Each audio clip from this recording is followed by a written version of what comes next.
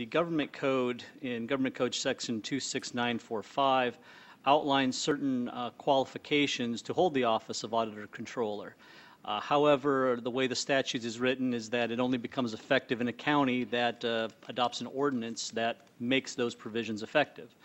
The county did do that back in 1969. Since that time, however, the government code provision has been amended several times. In addition, the legislature added some continuing education requirements to the statute, which I should indicate that Ms. Bregnell has informed me that she has consistently complied with those continuing education requirements. Nonetheless, what we're at here today is the fact that whether the provisions that existed in 1969 are still in place, or whether or not the current provisions are in place. It certainly is my opinion that the intent of the board back in 1969, at least the way I read the statute, was to keep things current. But what's before you today is simply to clarify that and make that clear that the requirements and qualifications for the Office of Auditor Controller are as they exist now and as they may be amended in the future. And if you have any questions, I'll be happy to answer them. Supervisor Baugh. Thank you, Chair Moody. Mr. Cruz, the last paragraph in your discussion right before alternatives has the word if in front of it, if Shasta County Code Section 2.36.030.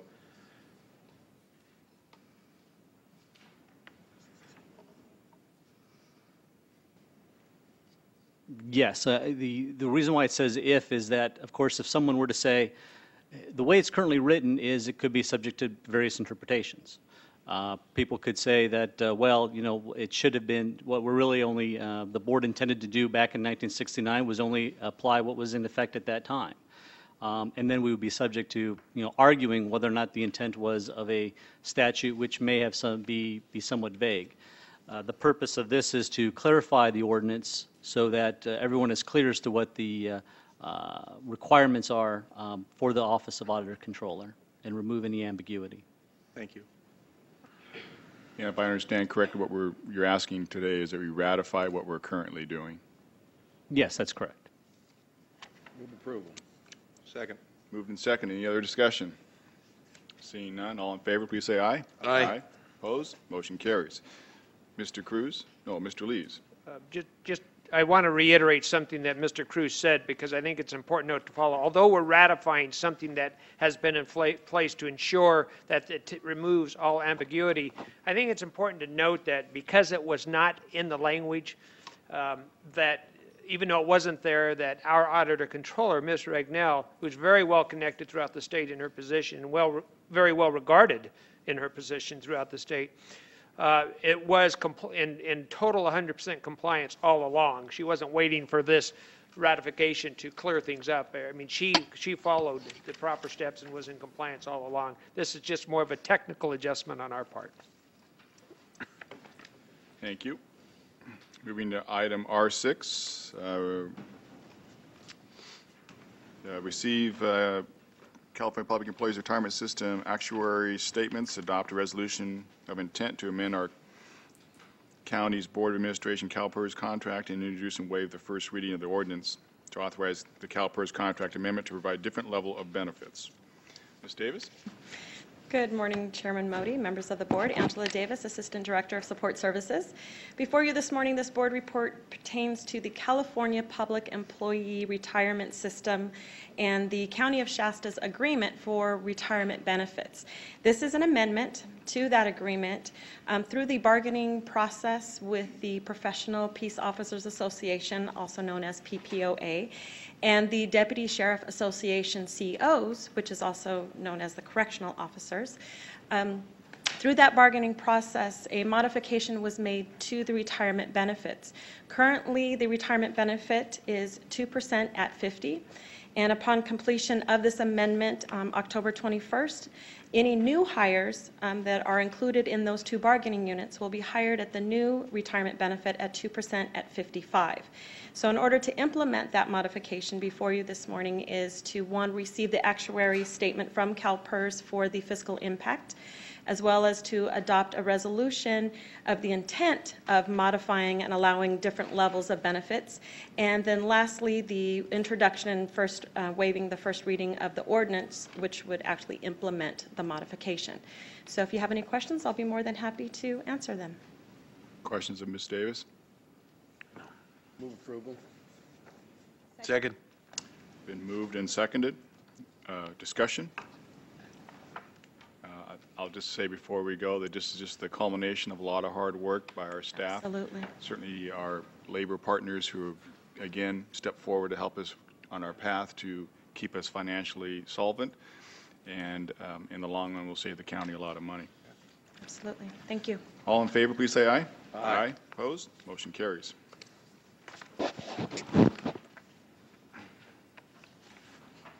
We'll now move on to item R7. Discussion about a new JLAB 900 Phase 2 and accept state funding and establish a project. Good morning, Chairman Modi, members of the board, Julie Hope, County Administrative Office.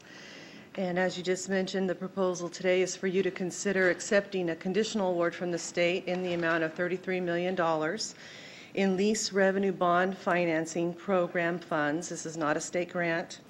And this would be to build a new additional 232 medium security jail with a total estimated cost of $35.4 million, $33 million from the state and $2.4 million in construction funds from the county. If the board chooses to accept the funding and proceed with the project, then we also have for your consideration today several budget amendments. One, a budget amendment to authorize the auditor controller to establish the new jail project fund in the amount of $2.4 million, and that would be from Public Safety Fund general purpose funds, also to establish the project budget and associated accounts. The other budget amendment would be to increase appropriations by $339,120 in specific expenditure accounts in the new jail project budget, offset, of course, with the fund balance from public safety.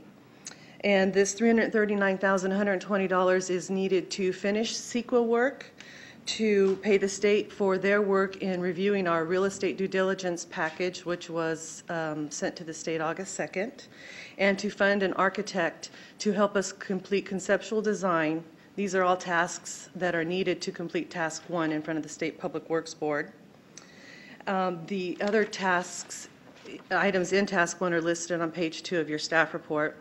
The third budget amendment, should you choose to proceed, would be to increase appropriations by $100,000 in the roads budget, and this is work Public Works would do to administer the project, and that would be charged to the jail project budget if you choose to establish that.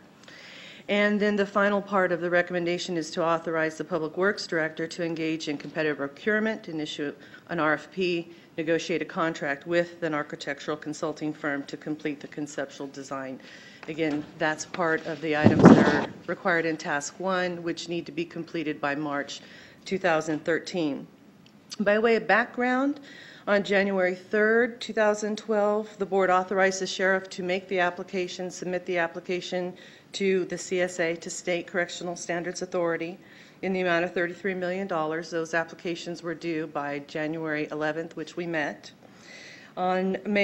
On March 15th, we did receive a letter from the state telling us that we did have a conditional award in the amount of $33 million. And the reason it's a conditional award is that there are many, many, many, many things that we have to do to comply with to actually receive the money. As I mentioned, there's task 1 that we need to get to the State Public Works Board by March of 2013. There are 5 additional tasks. There are several agreements that need to be signed with the state in regards to the lease revenue bond financing. So it's a very long process, a very complicated process. It's not a simple grant award from the state. There are many things that the county must do to comply to receive the funding. It's very similar to our project at Juvenile Hall that right now that we're under construction with. Should the board decide to proceed and through the CEQA process we determine that the final project would be on the corner of Placer and Court Streets, then we would also need to fund a relocation of the county fleet management station. We've identified a couple of options in the staff report. One would be to build them a new similar sized facility down at our Breslau campus, and that would cost us about $1.235 million. Also, the other option would be to find suitable premise nearby in the downtown area that we could lease. And we've done some preliminary scoping. There's not a perfect facility available, but there are some shops type facilities that could be available. And we've estimated about $5,000 a month to lease them. That's not including any capital improvements that may be needed on a lease site like that. And again, that's just an estimate.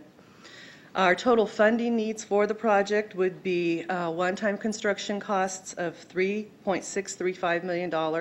That includes $2.4 million for the county's construction match, which again could come from the Public Safety Fund.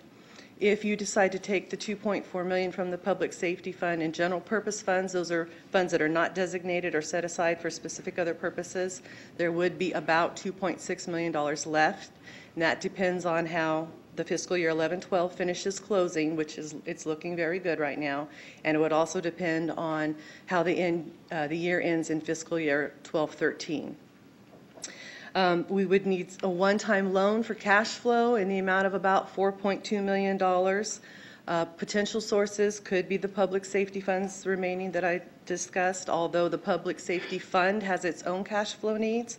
There are three very big departments that reside in the public safety fund: the sheriff's office, the probation department, and the district attorney's office, and they have their own cash flow needs as well, but it is a potential source.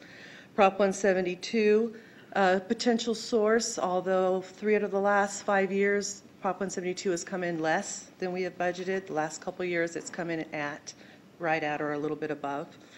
The windmill funds, there's a reserve of about $1 million that could be a potential source for a one-time loan.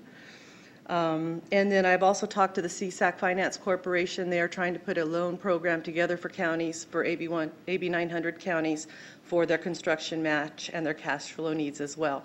And the reason we need cash flow is because the project is reimbursed by the state on a reimbursement basis. We have to make all the payments first. We have to pay our contractor first. We have to prove that we've paid our contractor first before the state will reimburse us on a monthly basis. And they do have 1 to 2 months to reimburse us. On the juvenile hall project, it's been about a month. They've been doing pretty good.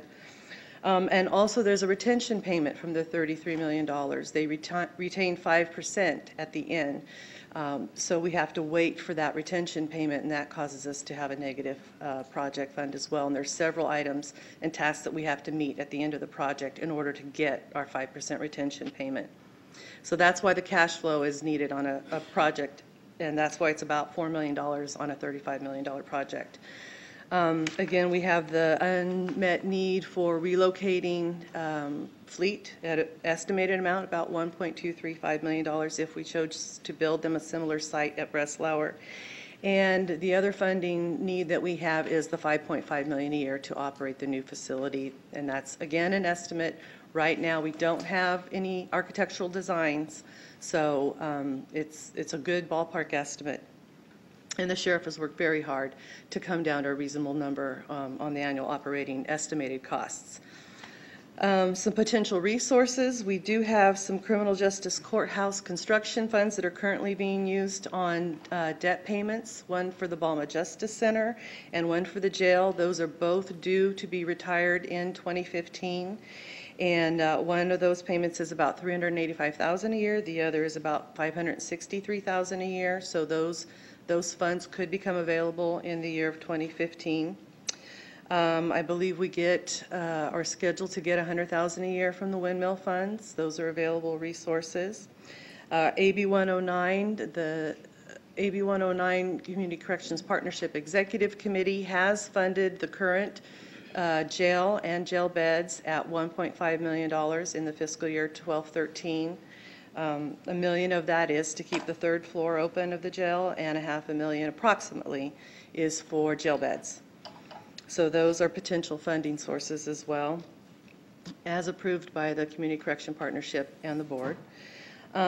We did mention Prop 172 surplus as a potential funding source. As I mentioned, the last out of 5 years, it has come in under our budget, but the last couple of years, it's starting to come back and stabilize a little bit.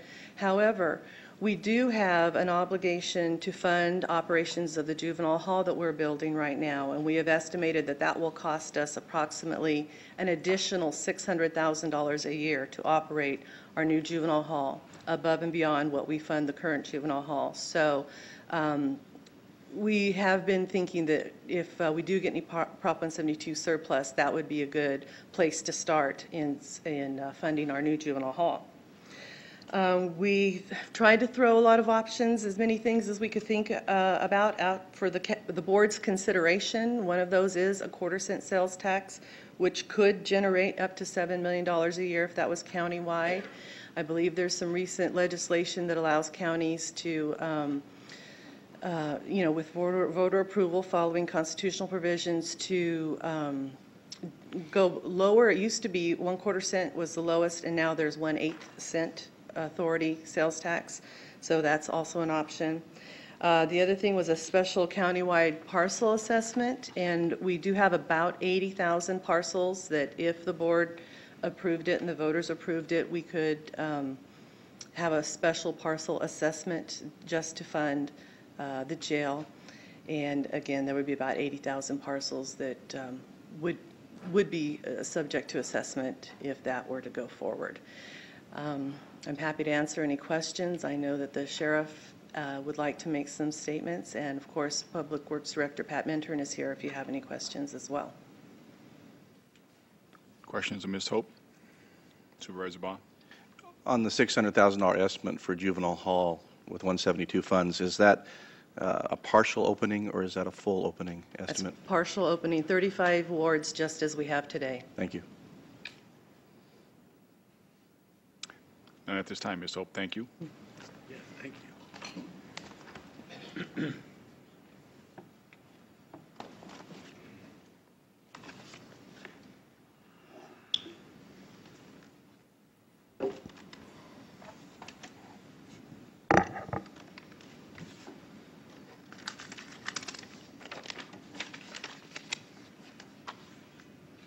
Good morning, members of the board. Chairman Modi, Tom Basanko, Shasta County Sheriff.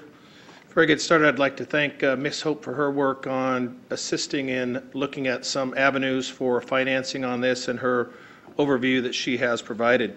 I'd also like to thank my staff, Captain Anthony Bertain, who is the jail commander, Dave Sokol, a program manager, who's been working along this AB 900 Phase 2 project, and then looking at a number of opportunities that we may have before us, and certainly plenty of challenges.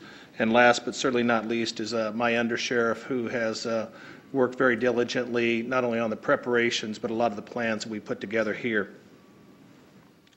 There's a very well documented and critical need for additional jail bed space, and it's very desperately needed. The ability to incarcerate criminals directly impacts crime, offender accountability, justice for the victims, and community safety. Ms. Hope just provided a little bit of an overview, but with the board approval, I applied for a $33 million state-authorized jail construction program through Assembly Bill 900, which was the Phase 2 of that Assembly Bill. The project funding required a 10% match, but small counties such as Shasta were allowed only a 5% match, and it meant basically for about $2.5 million, the county would receive $33 million from the state, or about a 10-to-1 return for its matching funds. Shasta County has received a conditional award for the $33 million to construct a 224-bed rated facility. It will have an additional 8 specialty beds for a total of 232. The space in the facility would be available for inmate services and programs needed for the realignment issues. If approved, the facility would be located on the corner of Court and Placer Streets, displacing the county fleet management facility there, and relocation costs are approximately $1.2 million, as stated earlier. Another option would be to either lease or purchase an existing facility. While the need for an additional jail certainly is not disputed, the operational costs estimated right now at about $5.5 million is the biggest concern. Use of technology such as closed-circuit TV or video conferencing or the actual design of the facility could slightly reduce these costs. Conceptual architectural designs and plans would be needed for a closer estimate, and these current estimates were developed with staff and architects, specifically Kyle Matty from N&R helped out with that, and looking at existing facilities from throughout California and in the nation as a comparative analysis. Revenue, County Administrative staff such as Ms. Hope assisted with the review of potential and available revenues for the operational cost of the facility. The table on page 3 of your report specifies those, and Ms. Hope did cover it in the overview. The construction bonds for the courthouse expiring in 2015 frees up approximately $950,000.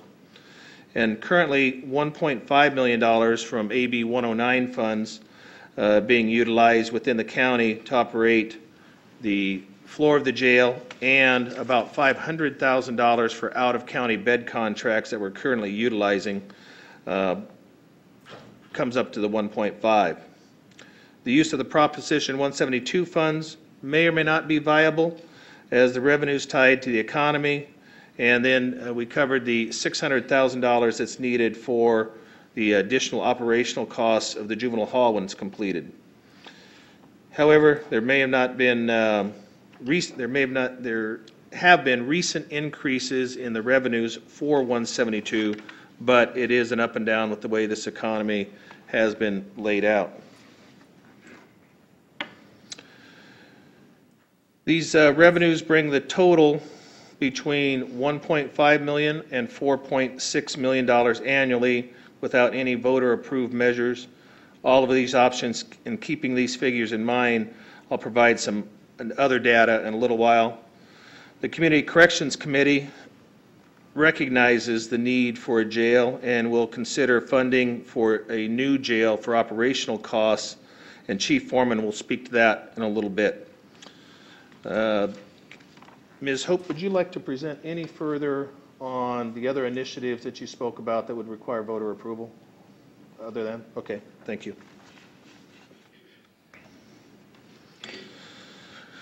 The current jail would not be replaced that we have, and that's a 381 bed facility, but it would support the new facility. The current jail is 30 years old with that rating of 381.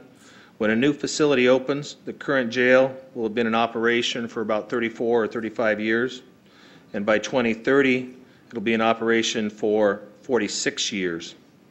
The old jail, which is next to the current courthouse, was outdated and severely overcrowded and closed in 1982, and it had been in operation for 45 years.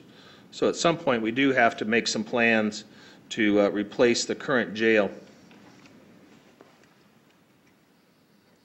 We've heard many, many times about the lack of space and impact on patrol operations with the arrests that we have going on within the county and our law enforcement agency partners that we have, the court system, and most importantly, our communities.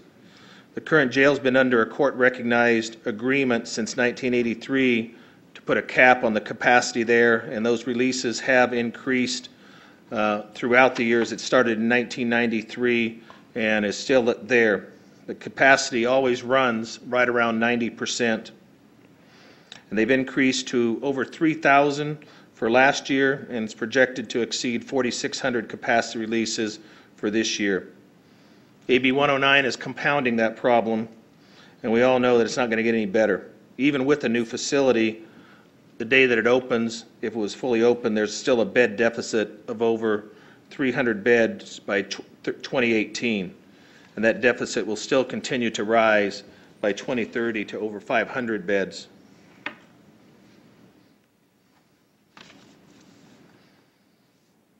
This graph shows the projections with the existing cap being on your left-hand side of that graph at 353 beds.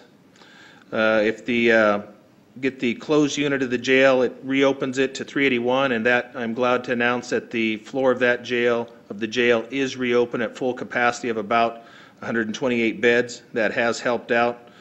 But if the jail was constructed and is completed in 2018, you still see a bed deficit there. Now, hopefully with the programs and services with realignment, and if that's successful, that number could drop, but that's yet to be seen.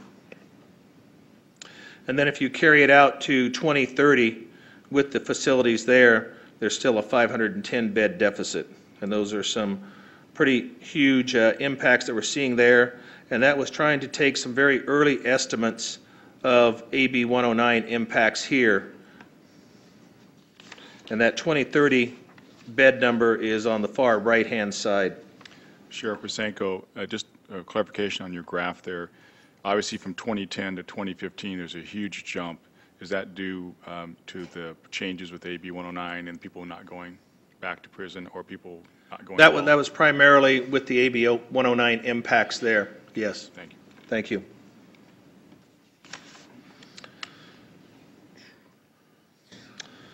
Over the past few months, you've been provided a lot of information and updates regarding AB 109 and its impacts. We're knowing that we have not fully felt all of those impacts, and unfortunately, most of those are being negative. And I've given you data about the multi-year sentences and parole incarcerations required by AB 109. And I gave a briefing, some of you were there yesterday at the Reading City Council meeting. Right now I have nearly 50 people that are serving multi-year sentences incarcerated in the jail, and including the parole violations that we have. There's about 280 serious offenders that are housed and incarcerated in the jail that are awaiting trial. There was 64 that were in for robbery and assault. There's another nearly 30 that are in for some type of homicide. Obviously, we cannot release those, but we are getting more and more impacted with the multi-year sentences and the serious offenders. There's nearly 500 people who await sentencing but have failed to appear in court, and another about 12 to 1,500 with failing to appear warrants with multiple FTAs, and Ms. Fowler-Bradley from the courts will speak about that a little bit later. So let's review some options that we have, and I do really want to thank my staff and appreciate all the hard work they've done to provide these options, and also working with the architectural firms on trying to see what best fit. These options represent the best three that we went through on the scenarios. Option number one is to operate both the facilities at full capacity, requiring an additional $5.5 million estimated needed annually for the new facility, bringing the jail budget to $18.5 million annually for both facilities. That would bring our total bed count to 605 beds. That isn't necessarily the best option because, quite frankly, the money is not there for it. You could also operate 2 or 3 levels of the jail and operate the new facility at capacity. The operational cost for one floor of the current jail is about $1 million, and that could be used to operate in part the new facility. The total cost would be about $16.7 million for both facilities, or about an additional $2.5 million of additional funds. And then as revenues increase, hopefully the economy is going to get better, the revenues would increase to the county. The level at the existing jail could be operated, and this would provide 477 beds right then. And then under option 3 is to operate the current jail at capacity, open the new facility with a phased-in approach. And this would require initially about $3.3 million and provide an additional 112 to 120 beds if the 8 specialty beds were in use. As revenues develop, the remaining part of the additional $2.2 million would provide about another 112 beds, and then both facilities would be operational at full operation. Some other options could include to take no action on accepting the award. We do have until March of next year to accept it, but the state would like some answers sooner and later, and they want to move forward because they want to try and give this money, if you choose not to move forward, to other counties that are waiting below us, and to see if they would accept the money. And I know that some are very anxious, and this would go to other small counties as well. Or if you choose to wait, this would allow you to see what happens in November with the governor's initiative. You know the need's critical. There's over 10 times the amount of county match that is provided by the state, but I doubt such funding opportunities are going to be awarded in any near future or developed in the near future. And we just heard the recap of the CEO regarding the $18+ billion deficit, and I'm sure that's going to change, if not on a daily basis, definitely on a monthly basis as we continue through the year. If you choose to accept the grant, you're not obligated to proceed, as there are a number of off-ramps that Ms. Hope did talk about, and but once passed over, the unavailability of the money will go to another county.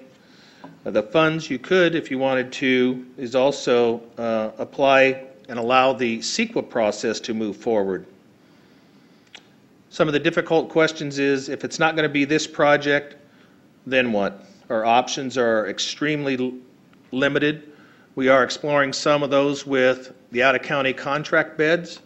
We are looking at the opportunity to remodel and open what we call the annex, which is off of Breslauer Lane, that could provide approximately 88 beds.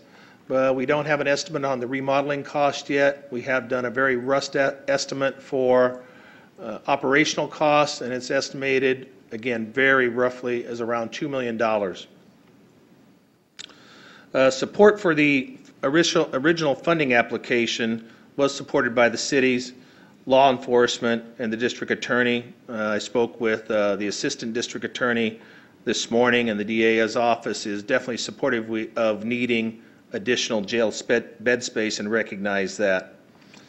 And I do have a letter from a citizen. I don't know if you'd like to have me address that now, or if you want to wait for the public comment side, and I can provide that letter to you, and your option. Why don't we do it to the public comment time? Okay. That concludes my presentation. Questions? Supervisor Baugh. Thank you, Chair Modi. Sheriff, back to your presentation on the options. I just want to make sure I understand the options, kind of the menu that you're presenting, and I appreciate the fact that you've given us many options. Option one, as I understand it, the current facility and the new facility are both at full capacity. Okay. Option number two, the current facility at level 1 and 2, and then the new facility at full capacity. Yes, I believe. Is that correct? So make sure that our board report matches your report. Go back to my what I'm trying to make sure presentation as well. Okay. I think that's, for clarification though, you say level, basically without the third floor of the jail being open. That's correct. Yeah, that makes We sense. would take Thank you, Chair Modi. the operational cost of the jail floor and the staffing and apply it over to the new facility. Okay, and then option number three, the current facility at full capacity, and then, as you mentioned, a phased-in approach of the new facility. Is that stating it correctly? That's correct. A phased-in approach of the new facility, which would be, I'll call it or at least the first housing floor, operate that, and then as funding or revenues become available, open up the remaining section of about 112 beds. Now, this is probably not necessarily a desirable option, but I'm going to toss out an option number 4, because we're not clairvoyant and we can't look into the future to decide today whether or not the monies to operate any of these options will be there. Option number 4 could be the current facility with floors 1 and 2 open, and just to get under the compliance of the state in opening a new facility, the very minimum first phase. So that would shift part of the expenses from the current jail to the new jail to comply with the state law and perhaps reduce our expenses. Now, the outcome is not necessarily the bed space. That's the negative. Correct. But it is a possible fourth option. I think today's goal is to make sure that we are discussing every option. You're correct. And we looked at options, but we only wanted to consider those that would add additional beds. There were some that we presented out there that actually had less beds than we currently have, and I knew that was a no-go and would not be a starter. That puts us in a more precarious situation they are right now. So the only ones I had presented was ones that had increased beds for the maximum economy, to scale and efficiency. And understanding that clearly, and I can't agree with you more, you're absolutely right. The reason I mention it is that because we can't look into the future, if we just got hammered, it would be a viable option. Not necessarily a great option, but a viable option financially. And if I'm looking at the numbers correctly, to put a number to your suggestion, to open up just the first floor of the new jail, you're estimating on your report at $3.3 million. And I assume if you close the third floor again, you would save $1 million. Yes, sir. So basically, it's a $2.3 million cost. That's correct. To that That's correct, proposal. Chairman Modi. Yeah, I mean, there is an upside cost. Yes. That's correct. Other questions of the sheriff at this time? And one of the other options I failed to mention, it becomes a priority of the board and a decision, obviously, of the board of shifting of monies from the other county departments. And I know that's not popular. It is a way to do it, but it definitely impacts other departments, and it impacts the services and programs that we all provide as a county team. But it's some difficult decisions that we all face today. Supervisor Hawes? You know, I know it's not popular with the cities, but they produce at least half or more of our inmates. What if we did it on a cost per inmate and let them pay their share? That is a good idea, and it's been suggested before. However, under the requirements of the California State Constitution, it is the responsibility of the sheriff of the county to run and operate a jail. Now, the options, I guess, could be to change legislation, but that would be a requirement to place a constitutional amendment before the voters, and that would be a requirement there. So I don't see that as at least a quick solution to this problem. But it could be an option. Every county has the same problem. I would concur with you, Supervisor Hawes. You know, I will add, in fairness to the city, since I don't know if they're going to speak today, but at the workshop yesterday, they did point out that, number one, they pay booking fees to about $400,000. They also indicated that under, I believe it's under the Prop 172, for every dollar the county gets, for every dollar the city gets, they also pay $1 that goes to the counties. And then also they reminded us about the sales or the property tax that they pay as well. So, I mean, they would make that argument to us that they are paying some money. Yes, and you correctly summarized that, because that was pointed out at yesterday's workshop at City Council. Just for what it's worth. We all know where most of the property tax dollars go. The schools get the largest share of that. So. Okay, any other questions for the sheriff at this time? Seeing none, do you have an order of who's coming next? Well, if you like, I could do this public comment period, and then I would clear the dais for the other public comments. Well, I didn't know if. Or do we have? Did you have any questions, perhaps, of Director Minturn or any of the other county partners? I have requests to speak from other staff members. I don't know if they plan to speak in a public comment period, or they're going to speak to this. I mean, as you mentioned, Chief Foreman. I don't know if he plans to speak as part of the presentation or just speak as an advocate. I would rather hear him as part of the presentation, so as an advocate. Oh, okay. And the same go for Ms. Flowers Bradley, same? Okay, fine. Okay. Then we will, Supervisor Hawes? Well, somewhere along the line here, I want to hear from Mr. Lees on this subject, so. I'm sure he will have comments to make here when the appropriate time comes. Takeaways. Okay, then we will go to the public comment period. I do have a lot of requests to speak, and but we will, since you're there, Sheriff, if you want to go ahead and start with the one letter that you received that you want to present to us. This is a letter dated yesterday to the Board of Supervisors with all your names listed. Good morning to you all. Since I know you all personally, I'll be brief and not bore you with the formalities. This past year, I've been working with a group of local merchants, Reading Business Crime Watch. This group was formed by about a dozen business people in the Hilltop area as a way to communicate when some crime-related happens. Believe me when I say when it happens a lot, the purpose was to keep everyone in the loop by email when break-ins, theft, prostitution, burglary, panhandling, easy for me to say, suspicious persons, drug deals, and a host of other crime-related problems occurred. The group has now grown to well over 200 people throughout the community and is growing by the day. It seems that a lot of our citizens really do care and want to get involved by keeping an eye out and communicating when something is not quite right. It is our hope that we can bring solutions to the table and just not pour out our problems. We meet about every 8 to 10 weeks in the community room at Reading City Hall. Our next meeting will be this Wednesday, 8/22/2012 at 2 p.m. Please join us if you have time, and I'm sure your input would be very valuable. Now to the point. In 35 years of being in business, I have never seen crime this bad. I know you are aware of the problem and urge you to do whatever it takes to adjust your budgets and facilitate the building of a new jail facility. This cannot wait.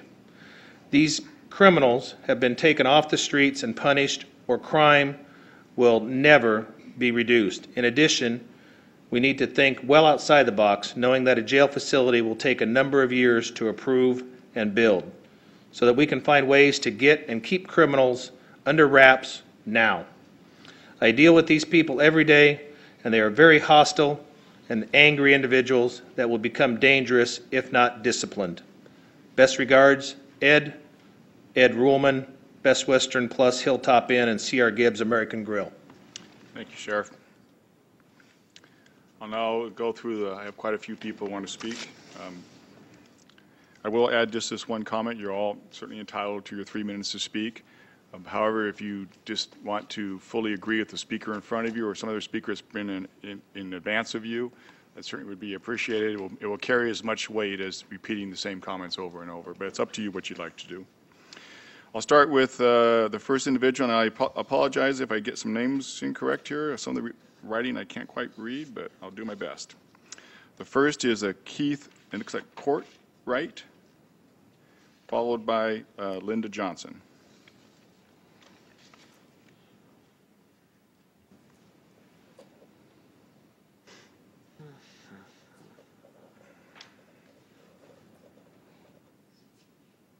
And if you just restate your name so we make sure we get it correct. It is Keith Courtwright. I am the president for Bernie Basin Little League. And addressing this money that would go towards the jail, the problem with that I see with that is that this money was for Bernie. It was to improve our area. And dealing with all the kids that I've seen up there, I moved back from Sacramento to Bernie, and I seen a lot of kids that were just going to the wayside. And I started getting involved with them. I became president, and at that point in time, I saw a lot of kids' attitudes change. A lot of them started becoming better community citizens. And then, sorry, excuse me. I was approached by a few people that there was land that was becoming available, or that might become available, to put a sports complex out there. Our fields right now are pretty old and outdated, and there would be 3 fields there for our little kids, or for our softball players and our baseball players. Then there would be a giant field for outdoor concerts, for our soccer teams, for our flag football teams. And if we take away that money, these kids could be possibly in the new jail. I personally know 2 kids that were headed down that road. I took the time, brought them into baseball, brought them into sports. Their attitude has changed. And we need that $100,000 a year and the $1.2 million to keep these kids out. Now, I have a lot of friends in law enforcement, and I respect them, and I think they're great guys. And I do know that we need a jail because, well, we see too many kids go in, circulate back out, and do the same thing again. Us having this grant money is important to our community. It's for Bernie. It's not for a jail. It's to improve the lives of these kids. And with that, I just want to thank you for listening to me. Thank you, Mr. Courtright. We'll now have Linda Johnson, followed by Wes Foreman. Supervisors and citizens. We Americans always want newer, better, bigger. But with the economic climate right now, it's time to say no. I really agree that the people in Bernie really need some positive for their youth, but and all of you have been involved in building homes or building things. You always, and when you're building something, there are always some hidden costs. We don't need any hidden costs or any costs at all right now. When I first heard about the jail, new jail, a few years ago actually, there was a hidden cost of transporting the inmates to court. Because of certain laws, you had to do it a certain way, so it was going to add costs there. Now, I don't know if that is still true or not, but there are always some hidden costs. Right now, we do not need we don't need the newer, better, use your creative minds to figure out a different way to solve the problem. So that's what I would like to say. Thank you for listening. Thank you, Ms. Johnson.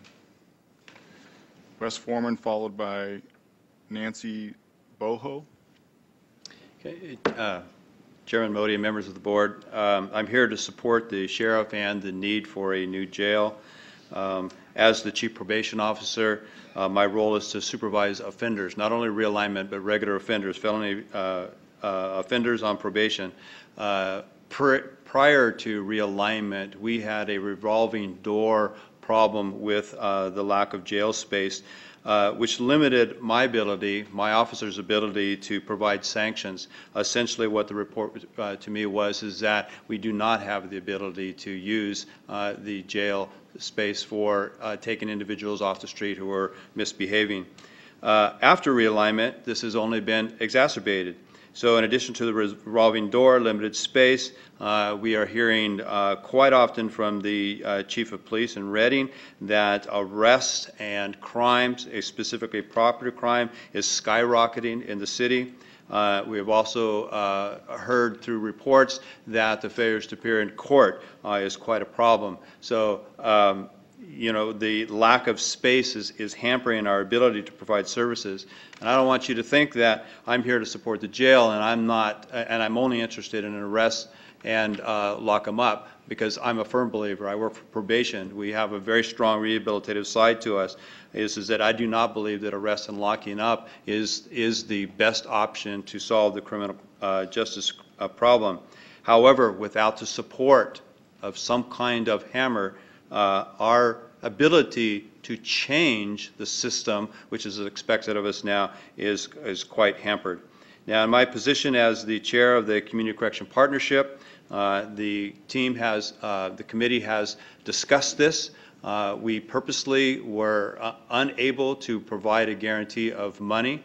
We have, for the past 2 years, committed about $1 million to opening the third floor of the jail. If the projected amounts continue to be as we guess, is about the only way that we can say that, then my guess, without polling them right now, we did not discuss this is me sharing, that we would probably be able to commit continually that $1 million. Now, we also committed this year another $500,000 to solve an emergency problem with space for the purpose of contracting for out-of-county beds. We're not sure if we can maintain that, but we certainly thought that the need for county jail space was necessary, so we approved that. Just my last comment in regards to the community correction plan. There are 3 components to that. One is the supervision element that probation is providing. The other is the custody or custody alternatives. The third one, which is probably the most important if we want to change the system and succeed, is the treatment and services, and I would be unwilling as a member of the board to vote to eliminate that share of that. Thank you. Thank you, Mr. Foreman. Nancy Boho, followed by Melissa Fowler-Bradley.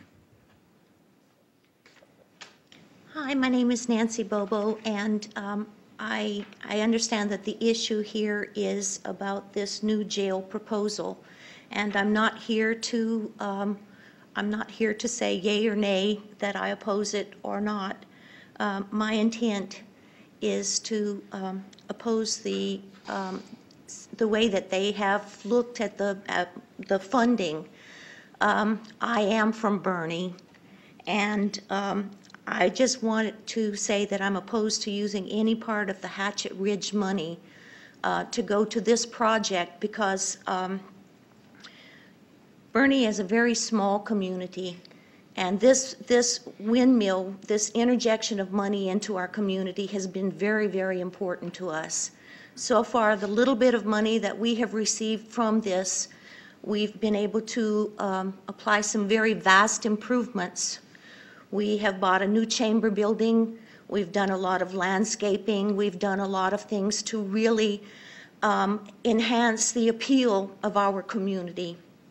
We have some very good ideas. We have people looking at ways to stimulate economic development, ways to enhance tourism, which, by the way, is a large part of our income in our community. And I just want to say that I agree with the gentleman talking about the Little League baseball field.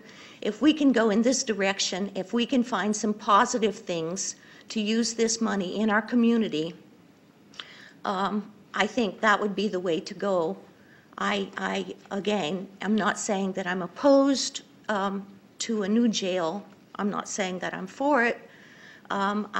I think that it is a problem, and it does need to be addressed, but I'm just asking the board to take into consideration that this money was earmarked for the improvement of our community, and I would like to see it go there. Thank you. Thank you, Ms. Bobo. Ms. Fowler-Bradley, followed by Dolores Lucero. Chairman Modi, members of the Board of Supervisors, my name is Melissa Fowler-Bradley, and I'm the Court Executive Officer for Shasta County Superior Court. If I may, I'd like to read an excerpt from a letter written to the Board discussing meetings convened to discuss the dilemma of jail overcrowding in Shasta County. At those meetings, which were attended by a number of representatives of county government and the various criminal justice agencies in our county, the following common observations emerged, and I'm quoting from the letter. At present, jail personnel are obliged to release persons arrested for low-grade offenses routinely because of the absence of adequate space in the jail. Law enforcement officers in the field are resorting with increasing frequency to the cite and release approach to addressing low-grade offenders who previously would have been arrested and then taken to the jail as a consequence. Significant increases in failures to appear for court dates, particularly on misdemeanor calendars, are being observed in the courts Because of an awareness in the community that when apprehended, a person who has a failure to appear warrant will likely not be arrested, but simply receive a further citation, once again due to jail overcrowding. Persons inclined to commit low-grade offenses, e.g. intentional vehicle code violations, petty thefts of retail merchandise, are becoming increasingly aware that they may do so with impunity. Morale in law enforcement and prosecutorial agencies has been adversely affected, particularly among those who place themselves in harm's way to enforce the laws and make arrests where appropriate, only to observe arrestees being released as soon as they have been booked. That's the end of the excerpt from the letter. The excerpt I just read is from a letter dated November 26, 1997, authored by Judge Wilson Curl and Judge Stephen Jarr. The most notable change since those comments were written 15 years ago is that those low-grade offenses referred to have escalated to felony offenses. Filings since that time have increased by over 400 additional felony cases per year. What was a problem then is rapidly becoming a crisis today. I fully understand and appreciate the impossible situation you now face in trying to find money where none exists. I can only tell you that the need exists for additional jail space in Shasta County, and it continues to worsen over time. Thank you. Thank you, Ms. Bradley. Dolores Lucero, followed by Sherry Beck.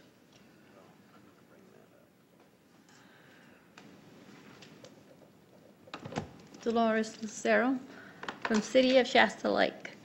My concern is that these grants, I got the hang of it, how these grants work.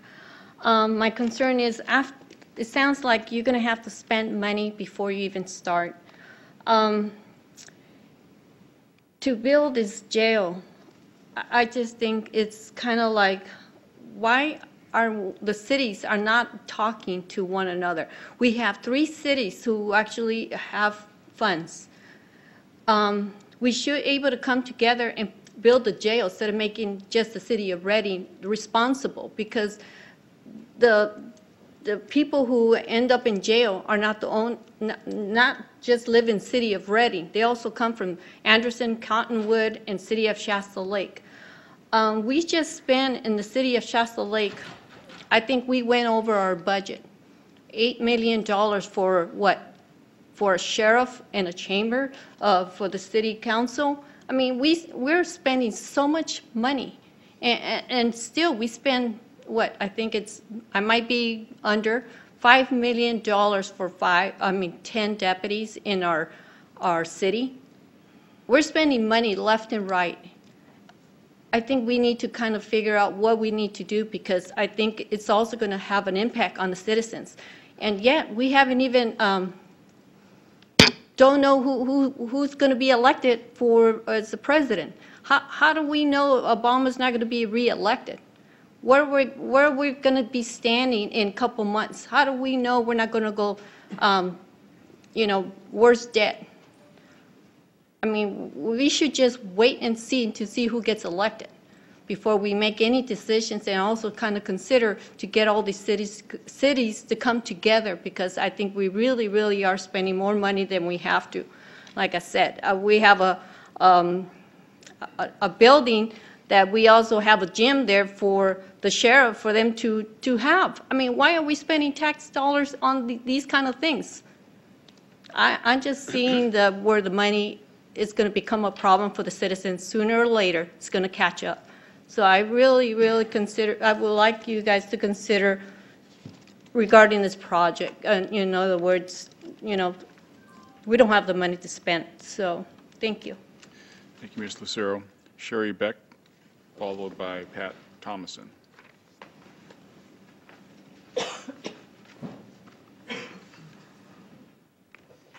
Thank you, Chairman Modi and members of the board and staff. My name is Sherry Beck, and I'm here to support a new jail. Public safety is my #1 priority for this community. We need to protect our homes, our businesses, our families, our schools, our theaters, our bike trails. We need public safety as our #1 priority. If the board accepts the grant, I would like to see no strings attached from the state. If the state is forcing these prisoners upon our county, then we ought to have the facilities and resources to take care of them. I would caution the board that we do not want state interference in how we operate our facility or our law enforcement program. We do not want to become another Susanville or a facility like we have at Pelican Bay. Because we are forced to take these state prisoners, the state should continue funding the housing and monitoring of them in the county. I realize there is a funding problem in providing matching funds for the new jail and its operational costs. In looking at this, we could review our civic lessons from the past. We find that government programs are funded by businesses and people who work, wage earners. Businesses provide jobs. There's a ripple effect from that. Wage earners and businesses pay income taxes, property taxes, sales taxes, etc. That's what keeps our government services and projects funded. I'm not advocating more taxes or higher taxes. I'm advocating jobs. We need to entice more businesses to Shasta County to provide the necessary jobs that provide our services. Shasta County needs to streamline the use permit process and look at temporarily reducing or suspending fees to spur economic development. That has happened in the city of Reading, as we can see. We need to do a better job of promoting tourism. We have a lot of natural resources up here, and there are a lot of them still available for recreational purposes. We need to market that to a greater audience and bring these dollars into our county. We need to work with our legislators to get onerous business regulations modified or eliminated. We need to improve our state's business climate by modifying or reducing corporate taxes. We need to get Sacramento off our back and out of our wallet. Again, I support the new jail if funding can be found for its construction and operation. We need to eliminate this catch and release situation, and I support the temporary housing of our prisoners in other counties, but those resources are not long-term. We need to consider that in the building and operation of a new jail. I hope the board will take these comments under consideration when deciding on grant funding for a new jail. Thank you for your time. Thank you, Ms. Beck. Pat Thomason, followed by Joe Studeneka. Thank you. Hello, I'm Pat Thomason, and I am from Bernie, and I've been a real estate broker in Bernie for almost 30 years now. I'm on the chamber board, and we've been working, we're all concerned about, of course, the windmill fund, which came about by an agreement with Shasta County and Hatchet Ridge LLC to set up a fund with the supervisors charged with spending that in a way that would be for the benefit of the community of Bernie. And we feel that it's a one-time fund set aside for that purpose. And everyone in the community up there yesterday, when we found out the program today, the agenda was going to deal with possibly using that fund for the jail and public safety, everyone sort of went berserk.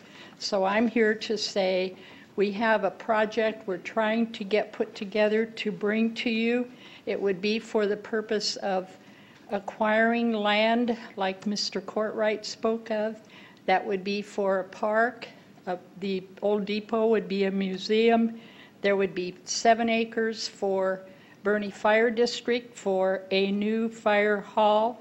And if they move there, it would free up the existing fire hall possibly to lease for the library.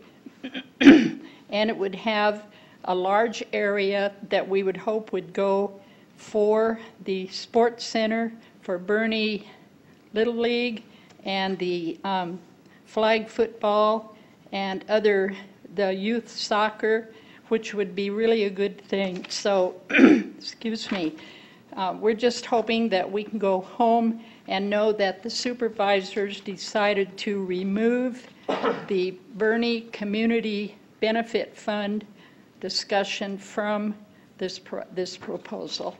Thank you. Thank you, Ms. Thomason. Joe Studenecka, followed by Greg Balkovic.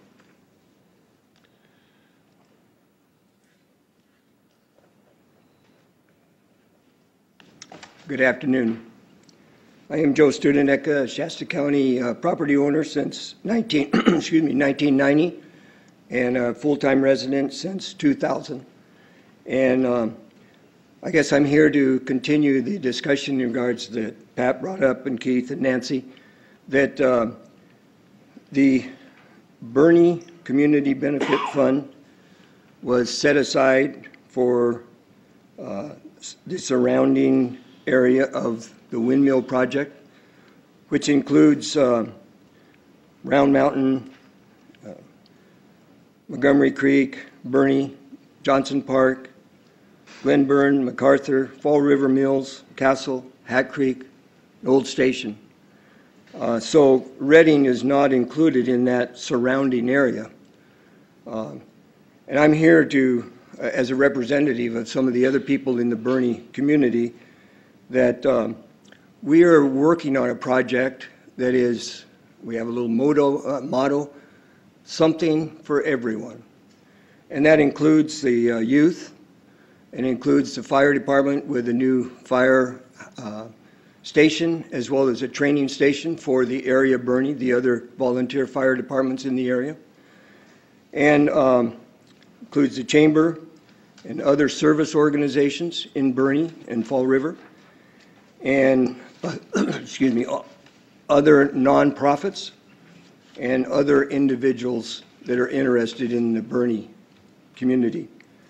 So we are opposing the use of the Bernie Community Fund for a portion of the funding to build or construct the new jail, and also the annual funding that is set aside. We'd just like you to respect what has been done by the Shasta County representatives that worked hard in negotiating extra money from the fund to be set aside for Bernie, to be set aside for education, and to be set aside for the community as a whole. So we just hope that you will respect that and protect that, as well as the money that has been talked about for the Bernie Library that will be, there's a study going on now. I don't know if you have received the results of it yet, but we hope that that'll prove a use of the Bernie Library. So thank you for your time. Thank you for your energy and the items that you have to discuss all the time and the decisions you have to make. Thank you. Thank you, Mr. Studenecka. Greg Balkovic, is he still here? I think he might have had to leave. Okay. Gary Cadd, followed by Michael Johnson.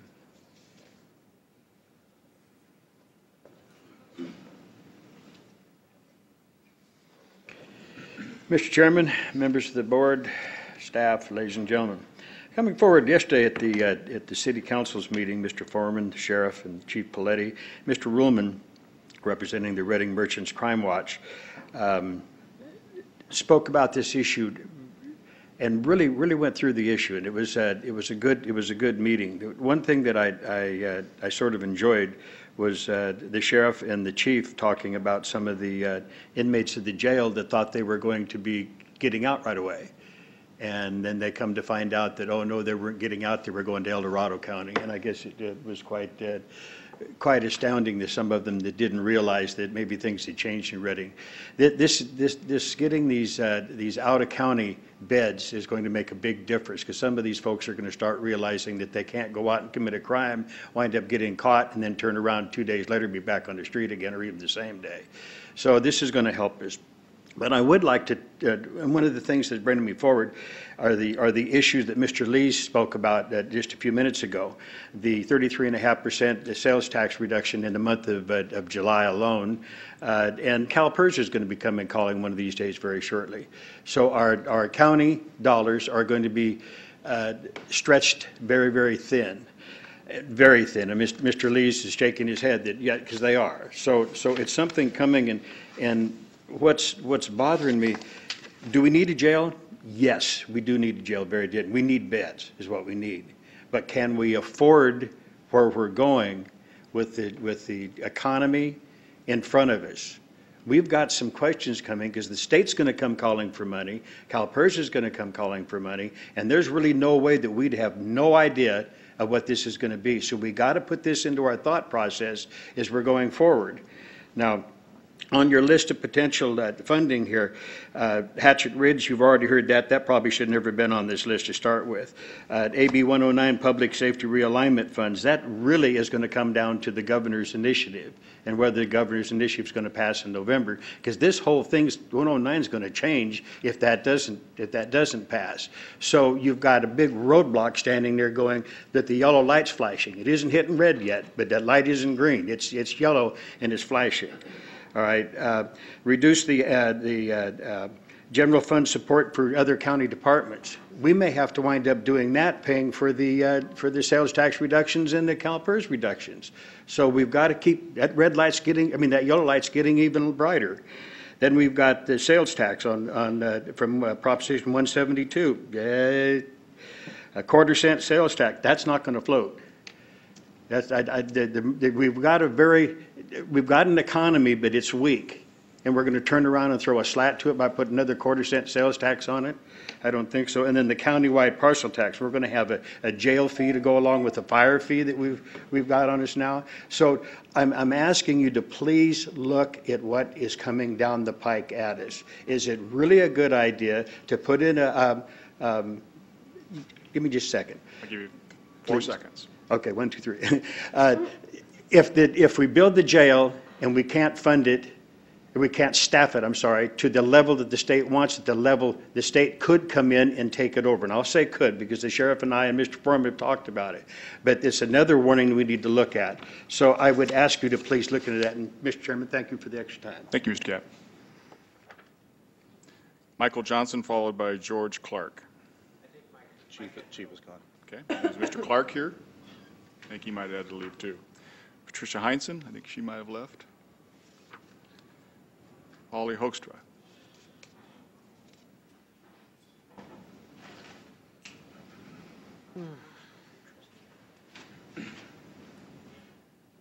Okay.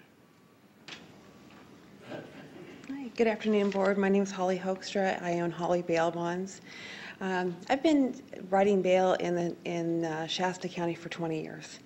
And at the time that I became licensed in 1992, our jail wasn't big enough then. I wanted to quote, I am actually in support of a new jail. I think we can't afford to not do something.